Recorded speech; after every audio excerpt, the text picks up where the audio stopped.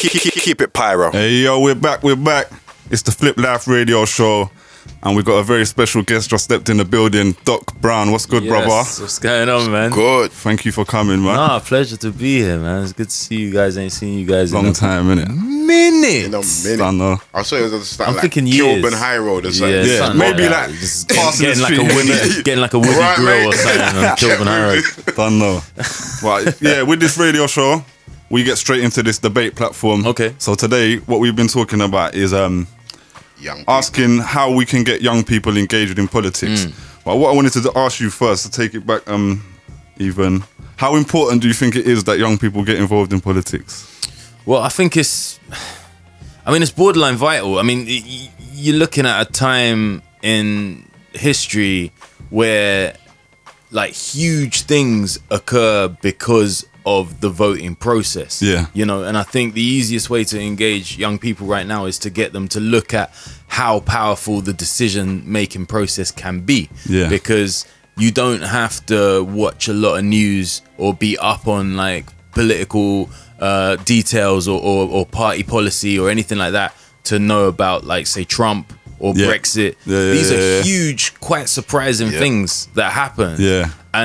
And they were quite tight decisions as well in both cases. Yeah. Big shocks for at least half the nation in the US, half the nation in the UK. That's true. So I think when it comes to engaging young people, it's not about us, even us who like maybe young people might listen to because we're involved in youth culture. Yeah. Even us, like, we can't be spinning a chair around, turning our cap backwards and going, yeah, let me rap to you about politics. You know what I mean? They don't even listen to us. So I think really, like, they're already engaged in terms of what's going on in the world, and what they're really into, I think, is the bigger picture.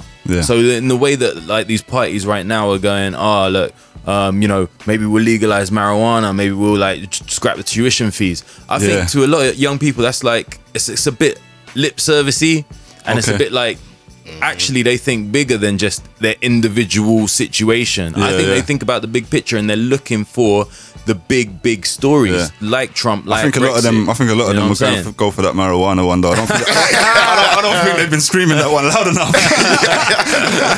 So you know, I think like the big ideas are what really gets young people going. So if you look at the wave of young people that got behind Bernie Sanders in the States, or even before that, Obama, these individuals, these politicians were talking about big hopeful ideas that represented change and a positive future, and young people have that one thing that we gave up on long ago, which is hope. Do you know what I'm saying? Like, they're hopeful, they're optimistic, so they want that message. And I don't know if any of the parties are delivering that right now, but in terms of engaging them to vote, that's the first step. Then we can have that conversation. So at least, do you know what I'm saying? Get yourself registered, be in the conversation. That's interesting. And then we can drive things. Obama had a big support from youth culture though as well. Sanders got 80% of the youth vote in America. Wow. 80%. Wow. It's insane. No one's ever done that. And you know, this is an old man, and he wasn't trying to, like, you know, have an interview with 50 Cent or something like that. You know what I'm saying? Like, he just did his thing. But I think his ideas were big and bold and hopeful in the same way that Obama's was, and I think young people over there could get behind that. He went around with Killer Mike for a bit. I tell a lie. Killer Mike was his opener. He would do the speech for him before he came out for like a big tour of it. And then Bernie was like, let me get it, Mike. Bang, third verse. Now that's really interesting, because I hadn't really thought about, we're talking about how so many young people don't vote here. So in my head, I've been thinking of it in a way like, with this narrative of that they don't think it works. No, I think the opposite is happening. I mean, I was on this week after Newsnight on BBC One last night talking about this, and I was on with Michael Portillo and Ed Balls. And like the opening question for me is like, why aren't young people engaged? And I had to say, well, actually they are engaged. The question is, what are they looking to do with that engagement? Because going on to that, I had to prep, you know, so I had to look at some of the facts and figures. So I got in touch with the Electoral Commission, who work on behalf of the .gov.uk so to do the figures. So you're well prepared for us as well, then. Yeah, I'm well prepared. and it turns out that on the day that Theresa May announced the snap election, 67,000 people under the age of 24 registered to vote. Within a week, it was 100,000, and the last count, which was the 7th of May, which is already that's like 2 weeks ago, nearly. Yeah. 390,000 people aged between 18 and 24 have registered to vote in the UK. So actually, it's happening. It's about what we do next. Rise Up is mad important because there's still so many young people that haven't even registered because they think it's long, and they're the ones we should really be targeting to get into that conversation. But in terms of young people in general being engaged in the process, that's happening. Yeah, no, I hear you. Okay. So they're getting a bad name, Warriors. Yeah, definitely. Because it's the easiest thing to say, like, oh, young people don't care, they're not engaged. Yeah. They are engaged. It's beyond that. It's what you do next. And I would almost count myself among that number. You know? I think I believe myself to be engaged in like what's going on within politics, but it's hard to find something to believe in. Yeah. Do you know what I mean? Yeah. Illuminati, innit? You mentioned Rise Up. How did you get involved with the Rise Up campaign yourself? So many individuals that were either already personal friends or people that I've worked with in the past. So the two founders, for example, Jane Powell, she used to run a charity called Calm, which is for mental health with young men. And you know, I've got a history of like issues with mental health within my family and whatnot. And I know Pro Green has as well. And we were both involved in the first time round with Calm, like about 10 years ago. So I knew Jane from back then. Similarly, the other co-founder, Josh Cole, who, I mean, we were talking off air just before we went on air about Skinny Man's old album. All the artwork, all the photography on there was by Josh Cole, and he was a big sort of hip hop photographer back in the day. So he was another guy that I was close to and worked with a few times. So when they hollered at me, I was like, look, I'm interested. Let me see what it's about. And as soon as I saw what it was about, I thought there's a lot of angles to this, and there's a lot of different approaches you could take. You know, and I think the classic one of like getting loads of rappers to go, hey kids, vote. That's cool, but there's another layer to it. There's another level, and I thought I could help out with that. Just because I read. It's good. It's good to read. Do you think this is one thing people have been bringing up to me with the Rise Up campaign? Is it important to just get young people voting in general, or who they vote for? I think it's a bit of both. I mean, it's very dangerous. Rise Up can't be seen to be picking a side. Yeah, of course. Because I don't want, and I think you're already seeing a backlash now on the socials and whatnot online of people saying, "Don't tell me who to vote for." Of course. And I think that's really important. It's a private, it's a personal thing. But there's others. There's like the Grime for Corbyn. There's a few. There's a few things going on, and they're all making their waves and noise, but there's different angles at it. I think Rise should retain that focus of like, this is what's going on, these are the choices, but like, you can't be bitching about what is and isn't happening if you're not involved. Like, get involved in the conversation. Do you know what I'm saying? It's like we're sat in a restaurant, everyone's made their order, you're still sat there talking shit, and then when we all get our food, you're moaning because you ain't got a meal. Do you know what I mean? No, very so true. like, I think that should be the focus for Rise Up. I think we can do that in a strong way, and also if there's individuals within the organization who have slightly different politics to the other, like I'm sure I've got slightly different politics to other people within Rise Up itself. It doesn't matter. Do you know what I mean? Because it's not so much about that. It's about giving kids the feeling like, number one, they're important, number two, their voice is important, and then number three, they got the freedom to decide once they're in the conversation. Are you openly supporting the candidate? I am, but you know, I don't want to talk about Rise Up and who I'm supporting at the same time, because I get in trouble with Josh. I get in trouble with Josh and with Jane. But I don't think it's that difficult to know where my heart is. You know? No, I hear that. Have you always voted? I've always voted, but that's because like I'm an anomaly. You know, like a lot of the time in the stuff I've been doing for Rise Up the past couple of weeks, journalists and interviewers have been asking me like, what about you when you were a teenager? Were you like disengaged? And I properly wasn't, but I'm an anomaly because my parents were proper political. Like they were proper like activists. Both of them, you know, first and foremost because we used to get like a lot of racial abuse. And like we was in a mixed family, but like the NF just used to give us so much grief when I was little, and I think that they used to be strong up there. In Kilburn, it was horrible. But anyway, I think that was the first thing that sort of galvanized my parents into like fighting against racism and against the Nazis, and then that linked them in with certain political wings, and they were very heavily involved with the GLC in the 80s. So I was like, I grew up in a very sort of like radical kind of political kind of house, and like I remember getting suspended from school because I was wearing a t-shirt that said bollocks to the poll tax on it. And they called my mum and they were like, your son's got a swear word on his shirt. He's in school, and she was like, I made him wear the shirt. So it's like, big up your mum. You know what I'm saying? It's kind of mad like that. So big, I think I'm like an exception to the rule, but at the same time, one thing I do remember is that like we did discuss it. Like, you know, I was always one who, like, as soon as I was old enough, I was like, I'm voting. But I remember everyone around me discussed it. Definitely. Like, a lot of people, and a lot of people, same. A lot of people decided not to vote. I've never voted before myself. It was a discussion. Do you know what I'm saying? Nah, so I'm pretty much the same as you, and that's the same experience I had as well. There you go. People make their decisions. You know, I've been voting since like 18, but not everyone around me has just because they didn't pay attention. But it's an assumption to say that like everybody in that young group, they just don't care. No, actually, I think everyone cared, but like other people my age didn't vote for a reason. They didn't vote because how'd you even do it, bruv? Like man's not in it.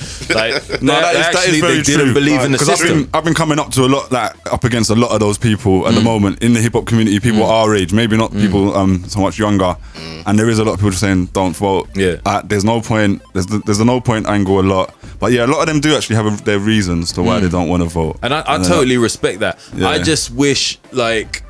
I mean, it's controversial to like ask for like a compulsory vote where everyone has to do it. But imagine if there was a compulsory vote, you could have a thing called none of the above. Do you know what I'm saying? And then a vote for that would become a protest vote. The problem with saying I don't vote is I respect your gangster, I respect your protest, but it's not a protest because no one knows, bruv. Yeah, of course. No one knows. Of course. If the chart the Rise Up have been using with the 15 million people, if those 15 million people was written down on the actual ballots, the government would have to turn around and say, okay, something's going on here. We need to reassess this. Instead, they just get ignored. They just go, like, what's the point? What's the point in voting? But I just think that's just pointless. That's like me saying I'm dropping my album today, but all I'm actually doing is like I have one copy of the CD and I'm literally dropping it in the street somewhere. And like, my album's out, bro. Like, check it out. Like, it's just not. It's a non-statement. It's a non-statement. You think you're making a statement, but you're not really. So like a bigger vote would be a bigger move, a bigger protest would be to vote for nothing rather than to do nothing about voting. Do you know what I'm saying? I definitely agree. So, I remember last year there was a Black Lives Matter thing going through WhatsApp where it was like boycott a bunch of products. But it's like, don't tell anybody. Don't write nothing about it. I'm like, how are the companies going to know we're even boycotting them? I never got to the bottom of that one. Like, I swear I was getting so vexed. Bare people done it though. Like, went around like, that is mad. I don't know if Tesco's noticed. Or Coca-Cola. Like, they was aiming high, but they didn't tell them. Coca-Cola's like, sales have gone down. I've never bought a Pepsi in my life. But it's not a protest. You know what I'm saying? Like, you got to say why you're not buying it. If it's gonna be a protest. Protesting them burning Michael Jackson. So Damn. Do you think a lot of public figures and musicians and stuff are afraid to get involved with this kind of stuff? Yeah, definitely. I mean, I like everybody knows which way their bread is buttered, and some like I know because I mean, obviously, like my background is in underground rap, but I've also spent the past sort of 8-9 years in mainstream like television. You know what I'm saying? And in that world, there's so many people who like they want to be seen in a certain way, and they don't like there's so many things about themselves they don't want out there. I'm not even talking about scandal. I mean, they want to keep everything so crispy clean and just like just right in the middle there, like nice and even, so that they can keep a certain element of their career going, and they're also the same people who will do something for like comic relief or do something for like a big charity thing because it just makes them look good. They don't really give a shit about the cause. So you know, I think there's all sorts of artists who would rather just keep stum on the basis that, hold on, I've got right-wing fans, I've got left-wing fans, I've got Tory fans, I've got Labour fans, I've got black fans, I've got white fans, I've got Jewish fans, I've got Muslim fans. But I just think any side respects an individual who just goes, this is what I'm about. I don't hate you because I don't believe in what you believe in. This is just what I'm about. And it depends whether or not you put that in your art. I don't make constant political statements in my music or in my comedy all about like, oh, you have to believe this, you have to believe that. And I've noticed, like, looking out at the crowds that come to see me, it's always mad mixed, you know. And there's loads of people, I get into it on Twitter with certain people, like, rah, like, so you love the show but this is what you believe. Rah, fair enough, do you know what I mean? But like, you're still buying my album, like, it's all good. So I don't think you should be afraid. And it's just a bit of a shame when artists are so vanilla that a lot of people have spoken out this people there's a lot of afraid. I saw like Danny DeVito tweet today, like he tweeted rise up to the grime for Corbyn. Danny DeVito grime for Corbyn.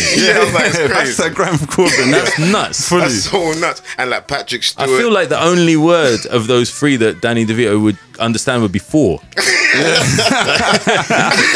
was like, you lot got a good one. He was like, you lot got a good one as well. It was the number 4. That's crazy. But I feel like there are a lot of people speaking, but there's a lot of people in like the hip hop community that still aren't, that are afraid. Those ones being afraid is what kind of, I don't know. Yeah, I thought there's a couple bits of bravery. I thought in the recent weeks, I thought Akala to step up and say like, definitely, I was proper anti-voting, and this is not like an ignorant brer. This is like a dude who reads, he studies, he's always been outspoken. He's a very political person, and he very much had a non-vote as a protest thing. So for him to turn around and change, I thought that was a big deal. And I also thought pro green, like what he's been doing online and stuff, he's a cash cow for a lot of people. Do you know what I'm saying? Like lip sync battle and whatnot. Like he's a pop star. Yeah, no, that's very true, and like man. he did not have to say anything that he's been saying the past couple of weeks. No, he really didn't. That's dope. Do you think it will have an influence on the outcome? And that's the huge question. I mean, I don't have a lot of confidence that it's going to be anything other than a Tory landslide. Wow. Which is, you know, fuck it, let's say it. It's horrible, okay? Landslide though. Landslide is extreme because Tories ain't landslid nothing in 10 years. Yeah, but I just, you know what, like as a stand-up, I've seen way more of the UK than I ever saw as a rapper. I've been to every nook and cranny of this country. And different communities. And, you know, like I really realize how much of a bubble like growing up somewhere like Kilburn is, where I've got friends from every walk of life, you know, every race, every color, every religion, sexual orientation, and we all just get on. Do you know what I'm saying? I realize how much of a bubble that is when you travel around. It's so different in different cities, and you'd be surprised what the real mainstream of this country believes in, and what strong numbers they hold. Do you know what I'm saying? So, you know, I see it reflected wherever I go. When I was doing my little return to rap, and I was thinking, I don't know how these tickets are going to sell. Sure enough, I go Bristol, do you know what I'm saying? I go Liverpool, I go Manchester, you know, I go Brighton, and it's like I'm in my backyard. Do you know what I'm saying? I'm around people who feel exactly the same way as I do. But, you know, the further afield you go, you realize, oh my God, you know, maybe it's just me and my Twitter feed, do you know what I'm saying, and my mates that I'm hanging with. Like, but don't get it twisted. There's a bubble on the other side. Of course. And like, and you know, both these bubbles can burst or they can expand. And, you know, there's no way of knowing for sure.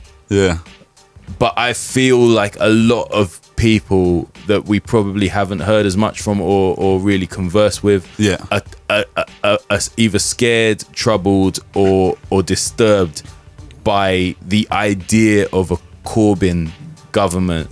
Like, I think they think he's mad, like he's insane. And you know, when you hear the arguments of why he's insane, it's like he wants complete, total nuclear disarmament. He wants to scrap tuition fees. Do you know what I'm saying? He was, and you're thinking, right, this guy, yeah, he's insane. He's going to destroy everything. So, you know, I think we're in a very angry time. People are very angry. Yeah. You know what I'm saying? Yeah. Like, I got on BBC One last night and I spoke with I didn't take any sides. I just spoke very centrally about young people. Yeah. And the abuse that I got on Twitter, like, and I never get abuse because I'm always I'm chill on Twitter. Like, I don't really get into it. And this is why people don't get involved. Because they might say something once, get involved once, and then like you're attacked. It's bonkers, and I think it partly reflects, obviously, like just, you know, internet's just full of pussies who want to talk a big game, but it also just reflects like the current climate. There's a lot of anger on both everywhere, on both sides. Like, look at Theresa May's Facebook. Like the thing's just full of people cussing her though. Crazy. Yeah, it's a madness. I don't know. Like, I put this on Facebook today or yesterday that a lot of people are saying it's landslide. Tories are gonna win, and I was just like, I don't know what the outcome's gonna be, but I just don't see it as being that clean cut on the level of it's always. I pray to God that it isn't. I just feel like it's always been close. Like it's always been Labour and Tory. They've always kind of been in that one or the other chance of either winning, and now we got a Labour leader that has a huge backing that we haven't seen before. I know that does come with converting people the other way. True, but I mean, their last two public appearances each, I mean, it's quite shocking on both sides. Yeah. The lack of support for May and the surge in support for Corbyn. I was really quite taken aback by that. I was surprised. But like I say, you never know what that means. Yeah, we don't know. We can't call it. The way Halifax took against her was actually quite. I was at Halifax. Which was by Leeds. Yeah, it's mad up there. I've been up there. Their manifesto was a bit mad though, so I don't know. It feels like there's a better chance today than there was yesterday. Yeah, I mean, you know, like you say, there's no way of predicting. All you can do, I mean, like, all you can ever do is vote for something you genuinely believe in. Yeah, you know, and I will always, I'll hold back my personal decision and the way I'm going until I see all the main policies, what's genuinely being promised. And I know a lot of these promises, they end up falling by the wayside, but you've got to vote for something. You've got to believe in something, and whatever happens and the outcome of this election, I'll at least be able to go to bed at night thinking, well, I voted for what I genuinely believe in. Straight, man. And I feel happy to say that someone's come along and said a bunch of things that for the first time in a long time I've gone, yep, down. Yeah.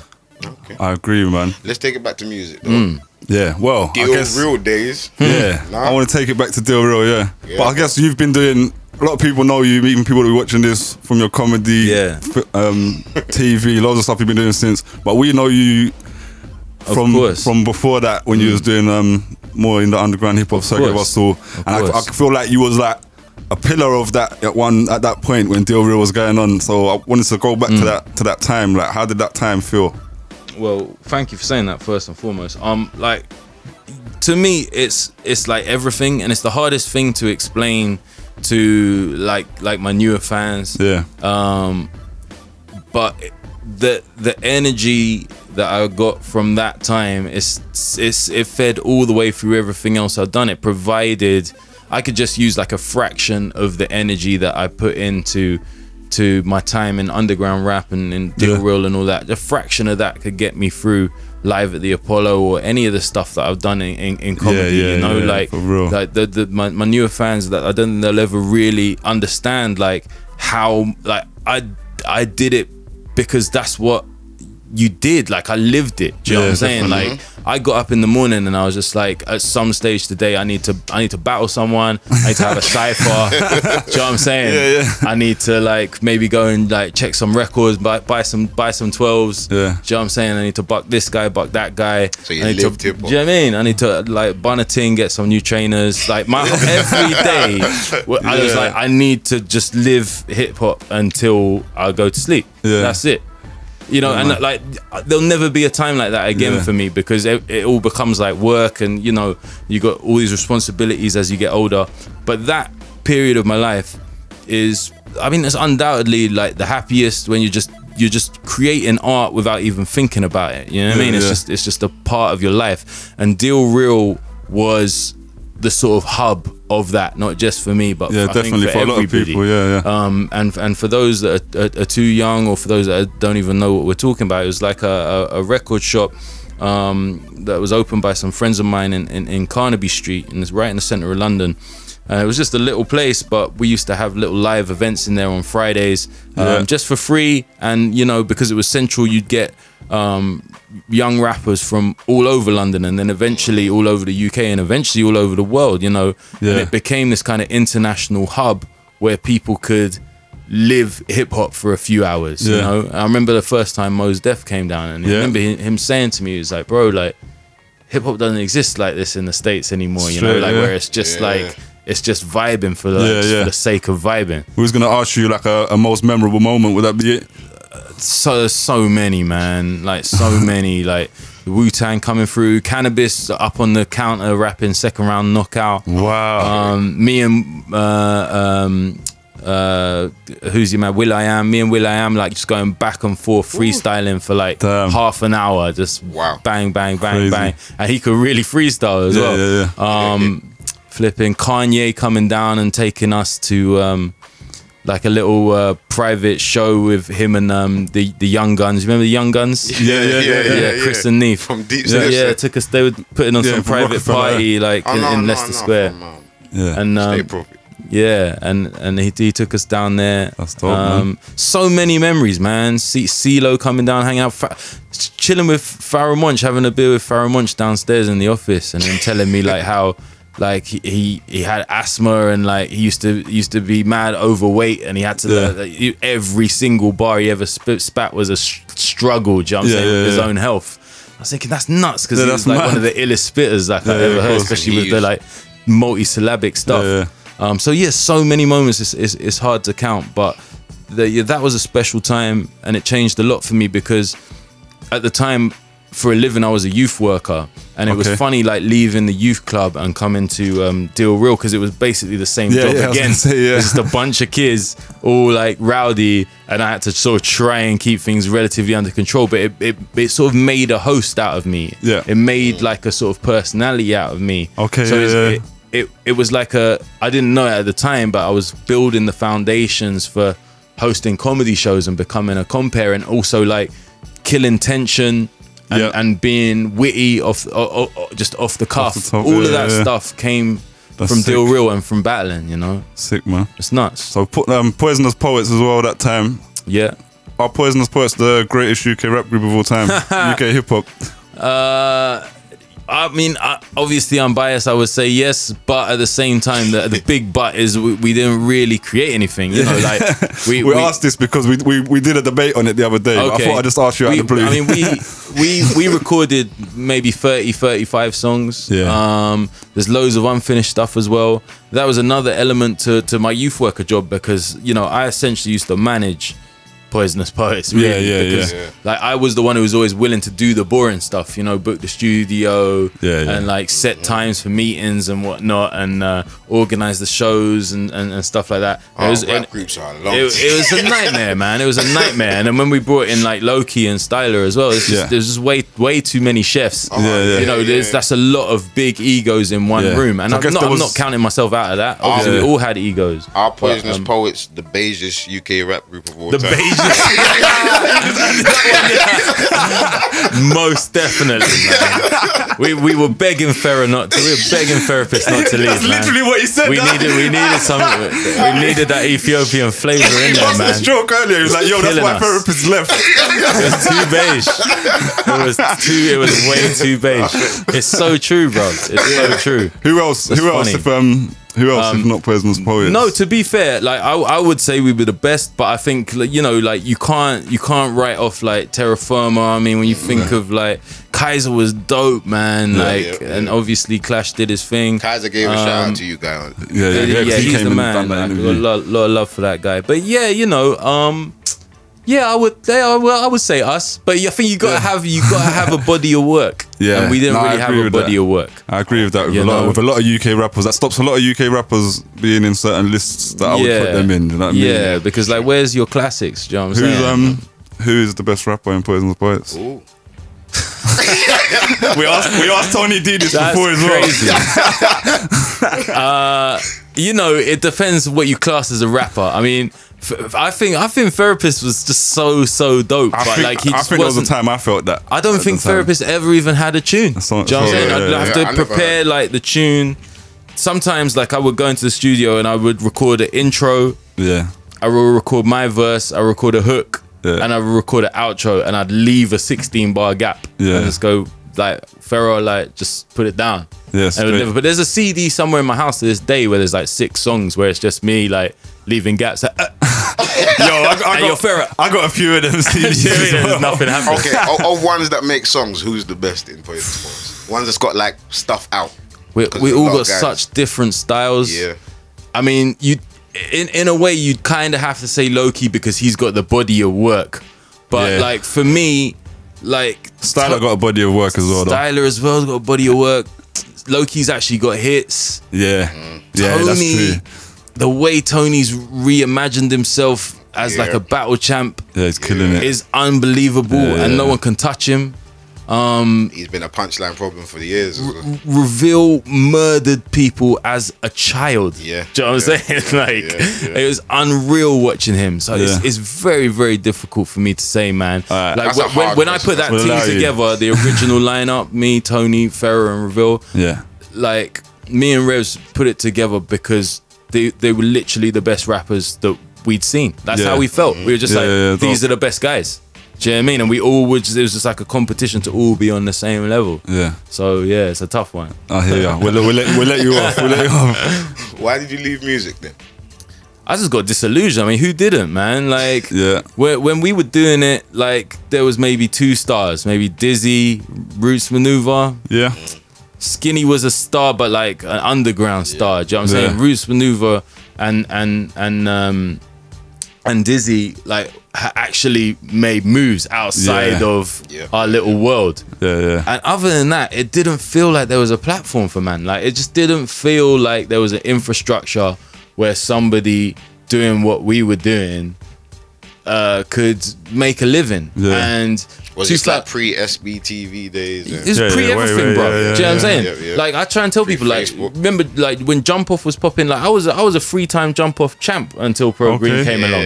And people were like, rare, like, where's the videos? Bro, there were no videos. That's how old this shit is. So, like, you know, 2005, my daughter was born, and things were just starting to become a struggle because I was like, you know, part-time doing this youth work thing, and it wasn't really bringing in a lot of money, and suddenly I needed money.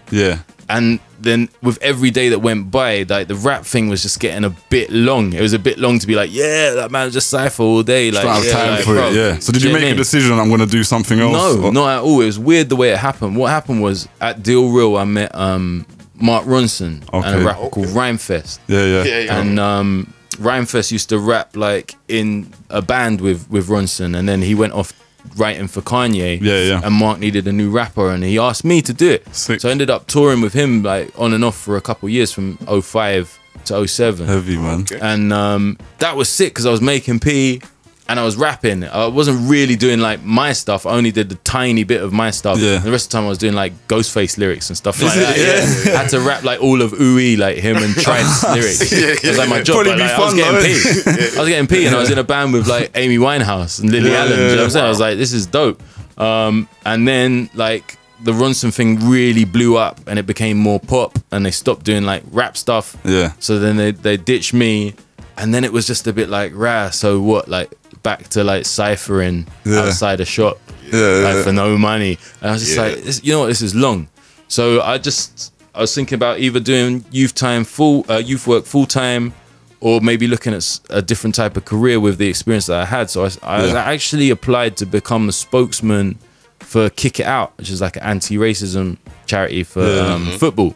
And I thought, like, I love football, I hate racism. You know what I'm saying? Perfect little combo. And like a spokesman, I'll still be using my voice. But I was pretty sure like there was nothing really left for me in rap. So I was actually looking for just a normal job. And it was at that time that this dude that I knew who used to work at Radio 1 called me, and he'd gone into writing comedy for the BBC, and he'd written this thing for Lenny Henry. And he was like, oh, there's some street characters in this this comedy that I've written for Lenny Henry. Yeah. I'm not sure about some of the language. Like, do you think you could come and have a look at the script for me? And I was like, right, I don't really know how I can help and whatnot. And he was like, yeah, well, you're like a man of words. I get the BBC to pay you like 200 quid to look at this script. So I went and met him in Nando's in Camden, and I went through the script and made some changes. Not in any professional way. I was just like, it would be funnier if he said this, because guys don't really talk like that. Like, straight on road and whatnot. And he was like, okay, cool, yeah, this is really good. And that was it. I got my 200 quid and I left. Sick. I didn't think anything of it. And then I got a call from the producer saying, oh, Lenny Henry wants to meet you. Okay. I was like, right. Okay. And I met him, and he was like, oh, you don't understand, there's no like black writers at the BBC, it's amazing. And I was like, brother, I'm not really a writer, like, you know what I mean? He was like, well, you made these changes and they're funny, and like you should think about it, doing it seriously. And he was like, that's why I want you to be a part of the whole series as a kind of script consultant. I want you to check over everything, all the language. Yeah, that's basically what I've been doing for Rise Up. Right, okay. That's how it started. So it wasn't a decision of mine at all. That became a job. I went from that job, you know, became friendly with the producers, and they were doing other comedy shows for the BBC that they needed people to write gags for. And I was like, well, I've written funny shit for this, so I'll try and do it for that. It just happened. That's dope, man. And it developed from there. And then when they found out what I used to do, they were like, Ras, so you're already a performer, like, why don't you do stand-up? Yeah. And I was like, well, because man's not a joke out here. You know and I was proper had that head on to start with, and then like, they just convinced me to try it, and I tried it. You just wrote something and... Yeah, at first I'd just freestyle it, like I just, you know what I mean? I just try, and it was so hit and miss. Like I just try and tell a funny story about anything, like what happened to me that day. And I'd actually do a rap freestyle as well, and just like, you know, that old shit, just give me your name, like whatever, like what's in your pocket, like just rap about that. And in rap terms, it would have been mad corny, but in that world, it was like second coming of Jesus. This guy's like a genius. Do you know what I mean? So you're doing it off the dome. Yeah, that progressed me real quick, and then I started writing jokes for myself. So did you not do any music at this time? Like serious music? No, I'd completely stopped. And since then, until you kind of came back. So it's been exactly 10 years since the last time like I'd done any serious music. That's mad, man. Yeah. So what comedians inspire you? Well, the weirdest thing was, I think the other reason I progressed quite quickly was because I hadn't really watched any comedians. Like I always loved sitcoms, do you know what I mean? And comedy programs on TV, but I never really watched stand-up. So when I did it, I think I automatically didn't sound like other stand-ups, which made me stand out. But as I got into it, obviously I started seeing other guys that really started to inspire me, and from both sides of the coast, like America and the UK. I mean, the first guy over here that I saw that was like, rah, this guy's different class, was probably Sean Locke. And then I saw a guy called Daniel Kitson who blew me away. And then I started getting into the American guys, and I saw there's a guy called Patrice O'Neill who actually died he's dope. 5-6 years ago. And he's just one of the best like black comedians I think I've ever seen. One of the best comedians, full stop. Just amazing. Yeah. And Bill Burr as well was a huge influence on me. And Ricky Gervais, who bizarrely like I ended up. Yeah, we didn't even write nothing down about that, but I was thinking we should have asked about Ricky Gervais, because he supports Genesis Elijah all the time as well, and he seems to be like know about UK hip hop somehow. Yeah, it's weird. Like they just had a little sort of Twitter friendship, and and it was funny. Like Genesis was pissed, like in a joke way. Do you know what I'm saying? When like, he was like, "Oh, what? You got another one now?" Yeah. And Professor Green as well, because Jen changed his Twitter bio to like. The only rapper followed by Ricky Gervais, because he hardly follows anyone on Twitter. Then he realized he follows Professor Green. He was like, all right, I'm the best rapper. I don't know. Big up Genesis. Yeah, man. Crack me up, big man. up Genesis. But new album's out today. Yes. So what brought it back to the music, man? I think it was just like an itch I couldn't seem to scratch. I mean, we all must feel this to some extent, unless you're like, I mean, from our era, unless you're like Dizzy or Example or like Pro Green, or something like that, who's had like a lot of success coming from the same starting point as us, from the same era, you must feel like there's unfinished business all the time. Like all the success I've had in TV and film, working with Ricky, the whole time I've always thought it's amazing. I never really like got that release out that I felt like this is everything to me. So a couple years ago, I just whenever I had spare time, I just started writing a few little rhymes here and there, man, and just quietly asking around like producers that I knew or producers that people recommended to me, like what have you got that like might really just push me to do something new, you know? And that's how it started. It was really started with a producer called Cause, Alex Hayes.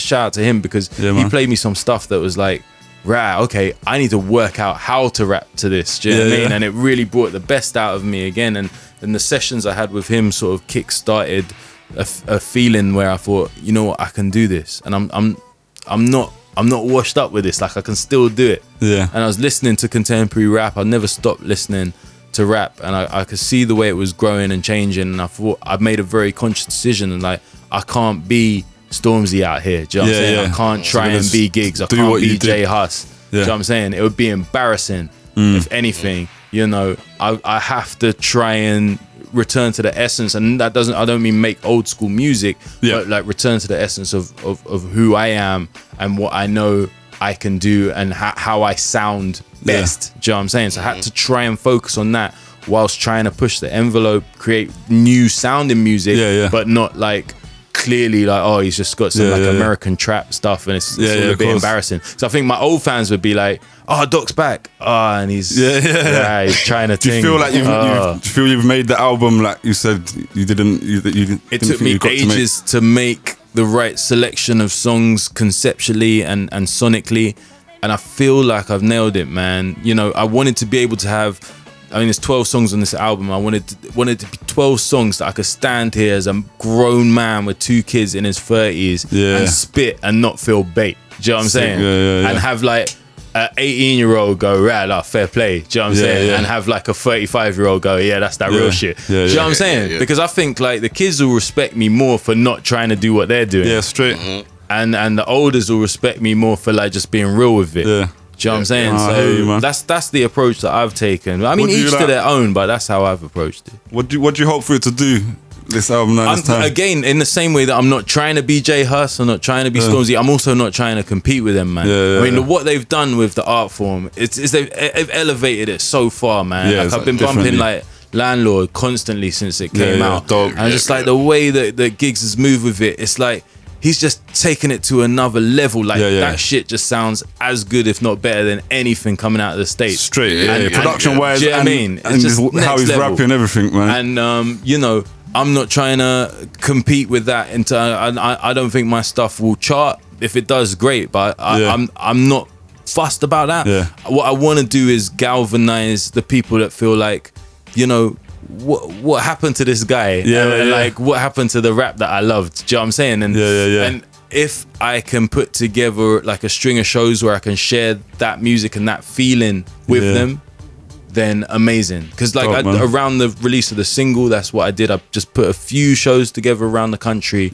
And bro, they were so emotional because like the old guys came out. A bunch of new kids came out as well, and then there was always a little few people who'd be like, "Oh, just go see the guy for telly." That's what I was wondering. Like, do you think it's transferring to your new fans to like embrace it? Like, it's both. Sick. But like those moments, like I'd play something off of my old mixtapes and whatnot, or you know, do the Mad World song and shit. It was crazy, like the way the crowd responded. So I can't wait to do that again, but also with some songs that they know from this new album. From the new album, once it's come out. That's all I want, man. Like, I got a career and it's going all right. Yeah, you know man, well done, like, brother. The rap thing, it's personal, and it's for the love. So I think the music will come out better as well. It's just you and Childish Gambino that rap and do stand up and write shows. It's weird. I bumped into him. Another Nando's related story. I was having a drink. I was having a drink in Soho, and I just came outside for a smoke, and Riz Ahmed walked by me. I was like, Riz, what's going on? He's like, yes, bro, what's happening? And he was with Childish. Okay. Oh, sick. And so I'm chatting to Riz, we're just catching up. And And he goes, this is Donald. And I go, oh, bruv, yeah, no, listen, I'm a big fan, you know, the Atlanta show and whatnot. You're a sick guy, very, very talented. And he goes, oh, thank you very much. He goes, what's your name? And Riz goes, this is the UKU. Yeah, straight. You know what I'm saying? That made me feel proud. Man. Listen, my boy Rag Sweet Jones, big up Rag Sweet Jones. He told me that the 4 o'clock club is Tracy Beaker good. Do you agree? Well, they were actually coming close to cancelling Tracy Beaker, and they were looking for something to take its place. There you go. I was in the right place at the right time. I had an idea for a show based on my experience as a youth worker. So the 4 o'clock club was essentially, it was supposed to be a youth club, but then they wanted it based in a school. So I said, like, cool, man, I'll compromise if it's going to get me some work. And that was my first proper job in television, creating that show, which is now 7 seasons in, 7 years. It's still going. Wow. Still going. Yeah. They've commissioned another series, so it's going to be at least 8. There's hardly any shows of any kind. I didn't even know it's still going, because I know. So you came off of it at one point. I was only in the first series, but I continued writing for the next 4 series. Okay, dope. And then I stopped writing, and all the songs now are written by my brother Luke. Yeah. So I sort of kept it in the family. But so yeah, it's good as Tracy Beaker, yeah? It's way better than Beaker. I think it's way better than Beaker. Tracy Beaker with rap, bro. Okay. It's way better. What's very deep about it? So quick. You see how quick he turned us around? You know what I mean? What's very deep about it is it started in 2010. Yeah. And obviously, you know, I was marketing it towards, you know, 8 to maybe 12-year-olds. So there was like 12, 13-year-olds who was watching it in 2010. And I meet them on the street now, and they're like big men. Do you know what I'm saying? It's nuts. They're like 20. And they're like, bro, that was my jam, bro. That was my jam, fam. Hey, trust me. It's nuts. My daughter was watching, though. She was young. She must have been quite a bit younger. She was watching it. I remember that. I was like, oh, yeah, I know that guy. So every time she just run in my room, like, your friend's on the telly. Come. She's like, make me have to watch it. I mean, it's dope show, man. Thank you. Sick, man. We're just going to round this up with bringing it back to politics and asking you if Corbyn can win, but you kind of... I think I answered that question negatively. In my dreams, I mean, like, you never ever know. Like, I don't think any political commentators thought Trump would win. I'm not comparing Trump to Corbyn, but it's as crazy, I think, for someone of Corbyn's beliefs, someone of that belief system, and with his background, you know, as a relatively anarchic character, you know what I'm saying? To come through and beat the strong and stable, the mainstream, mainstream policies for a mainstream Britain. I don't know what any of this shit means. Like, you know, for him to come out and take that out would be unreal. And you never know. You never know. I didn't see Brexit coming either. I was just thought like people will make the right decision. And you know, like it was confusing for a while. Should we stay in, stay out? Then when I started thinking about it, I thought, well, hold on, what do I want? Like my own idea of a society is one that's open, one that is welcoming, and one that's like makes you a citizen of the world. Therefore, not on any kind of racist thing or anything like that. I just felt like to leave the EU is a sort of way of saying I don't want to be a citizen of the world. Do you know what I'm saying? And we're already physically an island. We don't need to make us any more of an island. But that's what we've done, unfortunately. We've made ourselves a bit of a social leper in the rest of the world, and our only friends are, you know, Orange Top and the nutters over there. So it's a dark time, because, you know, people have never liked us around the world. People have never really liked Britain. You know that when you start traveling. But now, like, it's embarrassing after Brexit. It properly makes it look like we're like some... You know how... You know when you meet a really cool American? And the first thing they go is like, first off, I'm not one of them. So just cool, I'm blessed. It's feeling the same way for us. Like I was in Portugal a couple weeks ago, and I found myself defending myself the whole time. I was like, bruv, we're not about that. Like, we're cool. Like, it's just a mad thing. Like, it's just half the country just lost their minds briefly, and I think half of that half now are even going actually. Yeah, it's too late, and it's too late. That's the drama, innit? And that's the thing they're trying to get Corbyn with. That's one of the main angles. Like, but yeah, he was he was on the fence with Brexit and all this, and they're making a big story about it. Yeah, everybody can have contradictions in their life. Oh yeah, of course. Everybody. Yeah. On every level, personally, politically, it doesn't matter. Yeah. It's about what you stand for right now. Yeah. Do you know what I'm saying? And like I don't know, I didn't really understand Brexit incredibly. Do you know what I mean? But I think from what I understand from looking at it, it's what happens now that kind of matters more than whether we was in or out. Like they've made this whole story out of it. So it's like, what kind of decisions are going to be made? So whether it's which party is going to be taking that forward at this stage, and what they're suggesting in their manifesto. You know, there's no point in moaning about it anymore. It's done. Like Brexit is done. So exactly what you say is correct. Now it's working out how we can continue to be citizens of the world despite that decision. Do you know what I'm saying? How we can regain respect of Europe and the rest of the world, and also how we can operate as you know, like a powerful but like friendly entity in the rest of the world, like, you know, because we've lost a lot of respect, bro. Like we're a bit of a joke around the world. Yeah. At first it was just our football team. Now it's like everyone. Oh gosh. Oh, it's great having a comedian over here. Make us feel real happy at the end. Oh man, big up for coming through, man. Pleasure. Yeah, before you go, where can people get the album, man? Yeah, everywhere, man. Usual places, all the digital platforms. Yeah, all of them. I know if physicals. You prefer stream. If you want the physicals, like the first place you can get it and the cheapest will be from my website, docbrown.co.uk. And I'm gonna do some like a limited run of vinyl in the summer, man, for the real. That's come back go there and get it then. Man. Vinyl sells crazy, bro. When I did the little mini tour in March and April, like I just brought my old vinyl from back in the day. I didn't bring back a single piece. It all sold. Yeah, that's sick. Young people they're buying it. Yeah, it's popular right now. Dope. Alright, big up, man. It's Pyro Radio. Thanks for having me. Thank you. It's pyroradio.com, the Flip Life Radio Show. Doc Brown. Keep it pyro.